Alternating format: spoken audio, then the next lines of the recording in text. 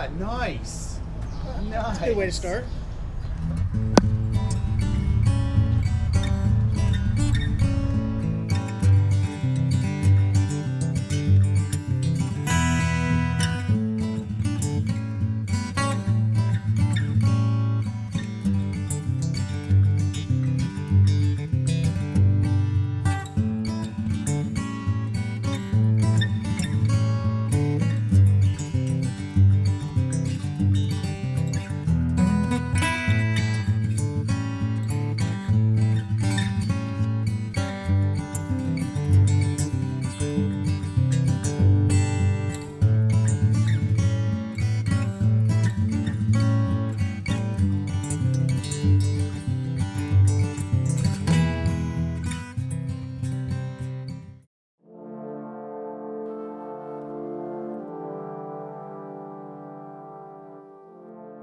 Castillo de San Marcos was for many years the northernmost outpost of Spain's vast New World Empire. It is the oldest masonry fort and the best preserved example of a Spanish colonial fortification in the continental United States. It protected St. Augustine from pirate raids and from Spain's major rival, Great Britain, during a time when the Florida-Georgia-Carolina coastline was an explosive international background. The roots of the Castillo's history reach back to the years just after Christopher Columbus's final transatlantic voyage, when conquistadors carved out a vast and wealthy overseas empire for Spain. Products of these tropical and mountainous territories brought high prices on the continent, and Spanish galleons sailed home laden with exotic dyes, sugar, tobacco, chocolate, pearls, hardwood, and silver and gold. These so-called treasure fleets made Spain the most powerful and envied nation in Renaissance Europe. Thanks to the travels of Ponce de Leon in 1513, Spanish navigators knew that the best return route from Spain's rich Caribbean possessions was along the Gulf Stream, through the Bahama Channel, and past the shores of Florida. The Spanish knew they must defend this peninsula to prevent enemies from using its harbors as havens from which to raid the passing treasure fleets. In 1513, Spain claimed Florida through the expedition of Ponce de Leon, but France gained the first foothold there by establishing Fort Caroline on the St. Johns River in 1564. Seeing this as both a challenge to Spain's claims and a menace to the treasure fleets, King Philip II sent an expedition under Don Pedro Menendez de Aviles to eliminate the French threat and establish settlements in Florida. It arrived in the mouth of the St. Johns River in September 1565.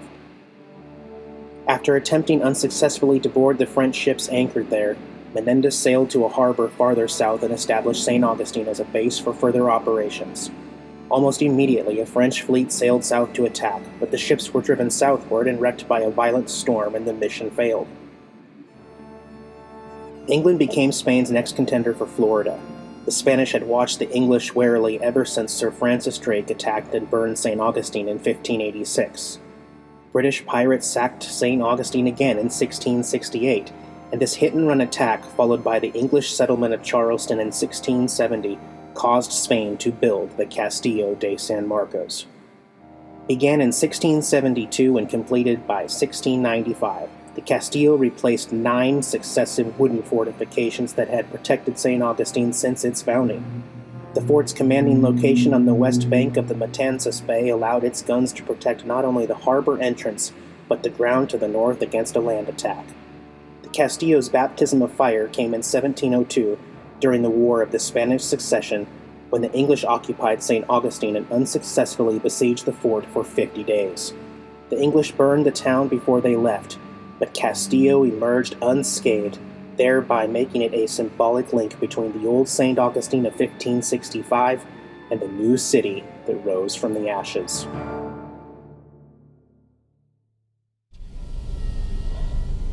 Wow, it is 82 degrees in February, in winter. Whew. Thank you for air conditioning, little rental car. Oh, that's still hot. Give it a minute. Starting to get cooled down in here now. Need to go find something cold to drink. I don't have a mount or anything for the camera. I just stuck it up on the dashboard. It won't stay as soon as I make my first turn.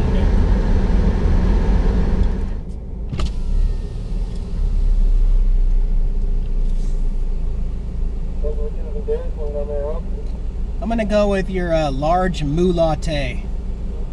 Mocha would be great, and hold the whipped cream, please.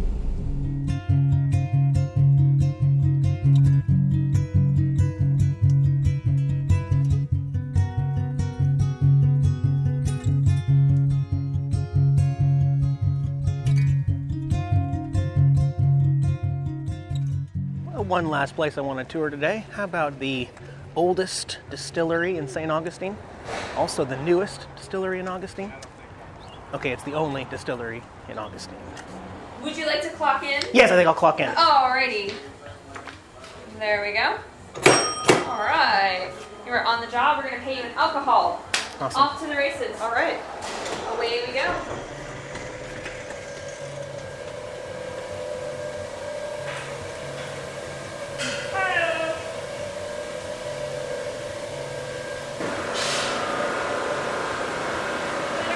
This is our production floor. Where you're standing, this is actually a power plant. It was an electricity plant in 1905. Excuse me. So it started out as Florida Power and Light Company. From there, they went into ice manufacturing. So this was where they made all of the giant ice blocks that helped everybody in St. Augustine keep their food cool. They had giant ice cans in here, so they would fill ice canisters up with water and make about a 325-pound ice cube. That's a pretty big ice cube. They would then hang it from that I-beam up there, and the whole thing would wheel down the track above our heads. So this is an old bridge crane structure here. Where the gift shop is, the reason that you have to go up those steps, that was the loading dock. So everybody would come, they would put all those big ice blocks, they would process them down into smaller cubes, put them on trucks, flatbed trucks and carts, go through town, the Iceman come it. That was how you kept your food fresh. Of course, once refrigeration comes on the scene, the ice plant sort of goes away the dinosaur. So we're not making ice anymore. We are making the good stuff you get to pour over ice. We are what is called a craft distillery. So we are making small batches of gin, vodka, rum, and bourbon, and we're doing it all the old-fashioned way. So they're bringing that raw ingredient in. They're loading it into our big silver cook tub back there. So that's that tub behind me that's steaming away. I think they're doing a run of bourbon today. So that means that they're putting corn, wheat, barley, and water in there. Once it gets to the right temperature, they add yeast to the product. Then they shift it over into the fermenters that are underneath the window. So it's a big square vat. It's marked F1. There's about 5 of them under there. It's going to hang out in one of those vats for about a week and ferment. So the yeast that's in there is going to react with the sugar. It's going to eat it up, use it like fuel. So we're going to get a few byproducts. Heat, which we manage with a coolant. Carbon dioxide, burp the baby a little bit. And of course, alcohol. Once you get to the alcohol stage, you're going to pump it out of the fermenter and into our first large copper still over there. So y'all can say, hi to Bessie. Bessie is named for the blues legend Bessie Smith, as well as the grandmother of one of our staff members. Now for a grandma, Bessie has kind of a saucy job description. She's a stripping still. Her job is to strip the alcohol out of that solution. So she's going to heat up nice and slow and capitalize on the different boiling points between water and alcohol. That alcohol is going to start to boil and evaporate off, turn into a vapor or a gas. It's going to rise up through the column on the top of the still, make its way across the pipe and back down through the condenser tube. That condenser is there to cool everything off so that it turns from a gas back into a liquid. Y'all, it is literally raining booze inside there. Who says science isn't fun?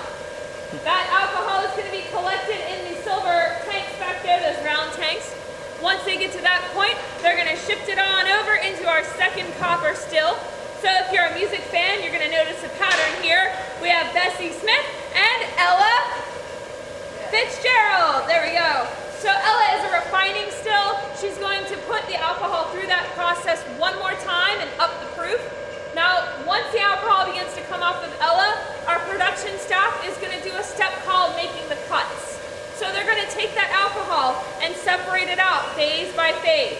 So the first stage that comes off is called the heads. way too strong. It would be kind of like making a cocktail with nail polish remover. They're going to put that aside. The next stage that comes out is called the hearts. All of our spirits are heart-cut spirits, so that's what you do want. The last stage that comes off is called the tails. We get that name for a few reasons. Number one, it's the tail end of the product, not a very high alcohol content, but it also kind of smells. It smells like a wet dog. So, woof woof, waggy waggy.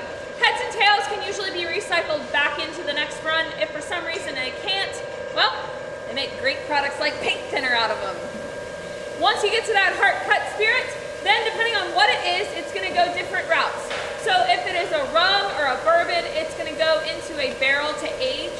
If it's our gin or our vodka, those are going to go into a holding tank and await being bottled. So on that note, y'all ready to see our bottling facility? Okay, Don't blink, you'll miss it. It's these 3 windows right here. We also hand bottle our products. It's a very simple system. It's all gravity fed. So the alcohol goes up onto the loft, comes down through a tube in the ceiling and into that 6-spigot bottler. We've got a couple of ladies in there working hard today. They're going to hand bottle, and they can fill about 6 bottles at a time. So we're the first distillery here in North Florida to be producing bourbon legally since Prohibition. So that is a big deal. In order to be able to call it bourbon, you do have to adhere to some specific guidelines. The easy ones are basically this. It has to be at least 51% corn. So when you put that corn, wheat, barley in that mixture, over half of it's got to be corn. It also has to be made in the United States of America, and it's got to be aged in a brand new white oak barrel. Now you're going to get your purists on hand who say things like, well, if it's bourbon, it's got to come from Kentucky, right? Kind of a technicality, but I like to give Kentucky credit where credit is due. They have more bourbon barrels in that state than they do people. They got the market cornered. Our barrels, in fact, come from Kentucky. They are made at Calvin Cooperage up there in Louisville. So that part you saw in the video where they're hammering the staves into place, they're all handmade. They put it over a fire and char the inside of the barrel. So you have to have that layer of char on the inside of the barrel. That's what's going to help give your bourbon its flavor and its signature color. So as the spirit sits out here in these barrels in this warehouse, our long hot Florida summers, our short dry winters, they're going to cause these barrels to expand and contract. As they do that, a little bit of alcohol is going to form, it's going to actually leak through the stage and then seal itself back off. So you want the alcohol to actually go in and out of the stage of that barrel and in and out through that char. That's where you're going to get 60% of your flavoring from, and that beautiful red-brown color you see in bourbon. So our big barrels like this, these guys here are going to age for about 4 years. Our smaller barrels, they're going to age for 2. We will have bourbon available, Lord willing, and the creek don't rise, this fall. So everybody mark your calendars. If you have your email address, you'll get a little birth announcement. See, bourbon's here. Anybody have any questions so far? Does this room need to be climate controlled to keep a certain... No, we actually purposely do not climate control it. That's how we age the spirits. So it's very nice and mild in here right now. In the summer, it is brutal. Especially with the stills running, it can get upwards of 120 in here. So it's very warm in the summer. Any other questions? No? Well, let me check and see. I think we can open up the door to the tasting room. Yep, looks like Mark's all done. So y'all can come on in, belly up to the bar.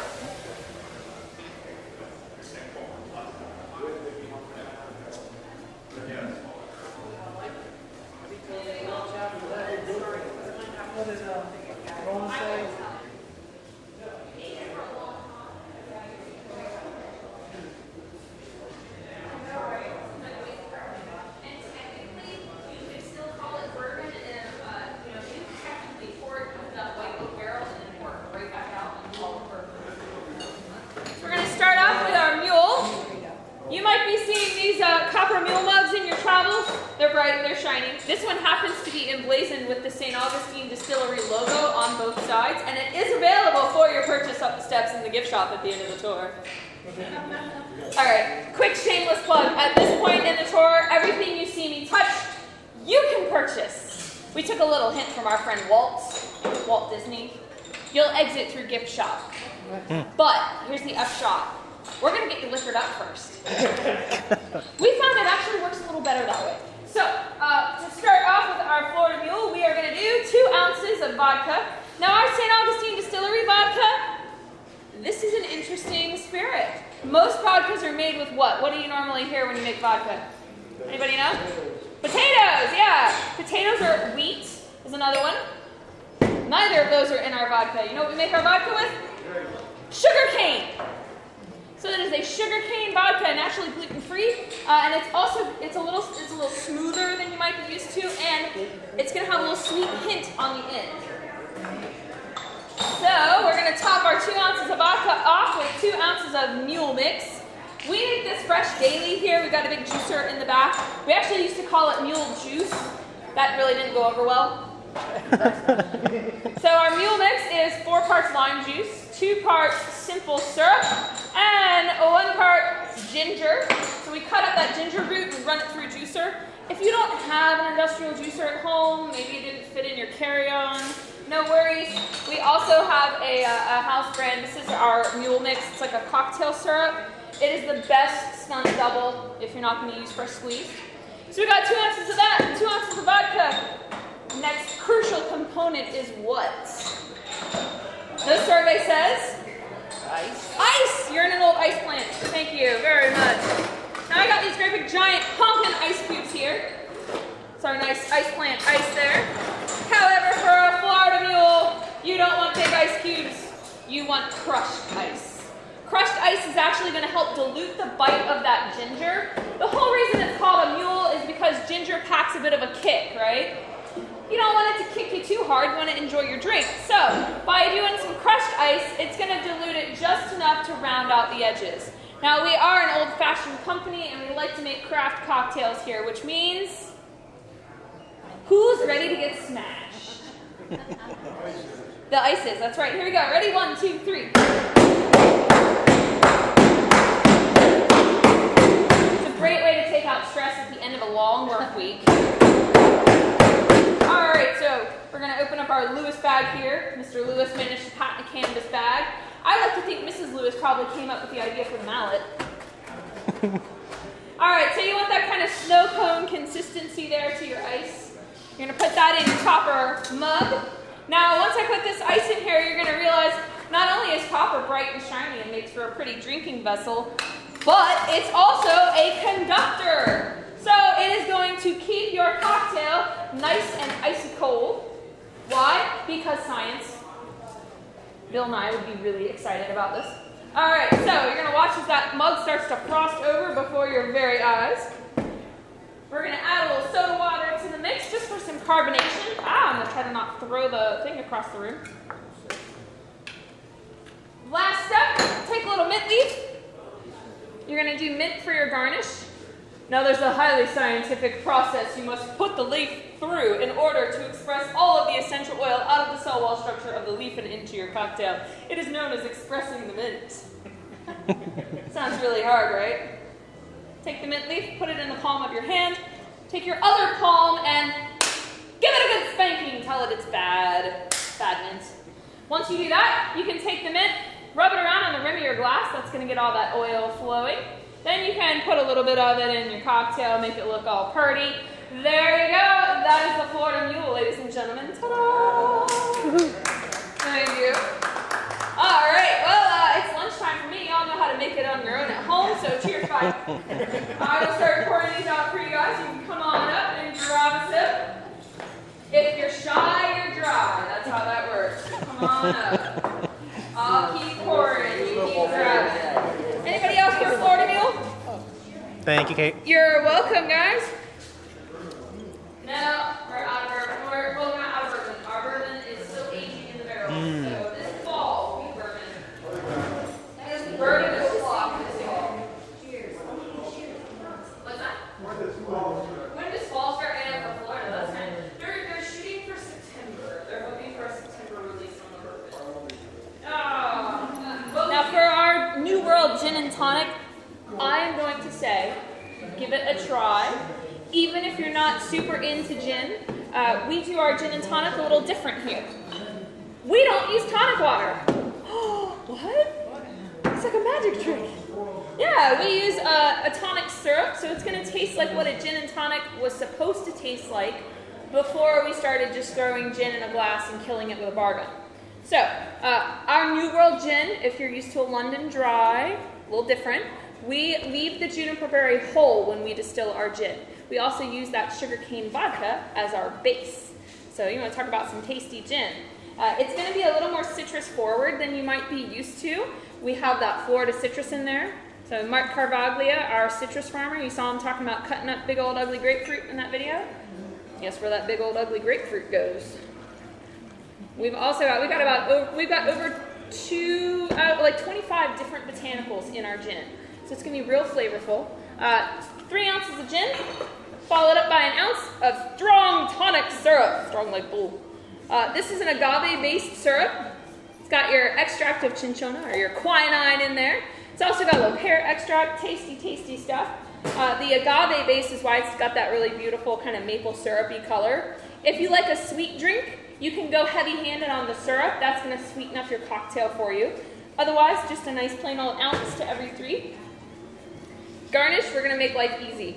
Rather than having to do a bunch of citrus rind, we're going to use it out of the bottle. This is called Bittermans. This is their orange cream citrate. They've also got a hot grapefruit that's super yummy. A couple of drops of that. It's going to go quite nicely with the citrus notes in the gin. We'll give you a hand to Kate. Kate's going to give you some final words. Thank you, Kate. If you guys like this job that we put you up to, Tasting Spirits, come do some overtime up here in the gift shop. We pay overtime to run. All right, interesting. I just got back to the RV and I realized that my settings are still on super wide. I do not do that often. This is super wide. I've left that on since, I guess, the putt-putt. So my entire distillery tour is in super wide instead of normal wide. So I don't know. It's interesting, but it is what it is. I'm back to the RV now. My daily ritual. Checked in at the office at Amco. They came down. They lowered it. It's the drive shaft and the transmission are all out right now, so they got me on blocks in the front. But you know, I gotta be careful. You know, this is a interesting situation living in an RV without a drive shaft and a transmission. But I mean, I'm getting really good to adjusting to all these really weird things that are going on in life. And what can I say? It could be worse. It could always be worse. Yeah, you have a horn and it works. You want a cookie? Okay. So, I mean, I've got a roof over my head. I've got food. I'm not broke.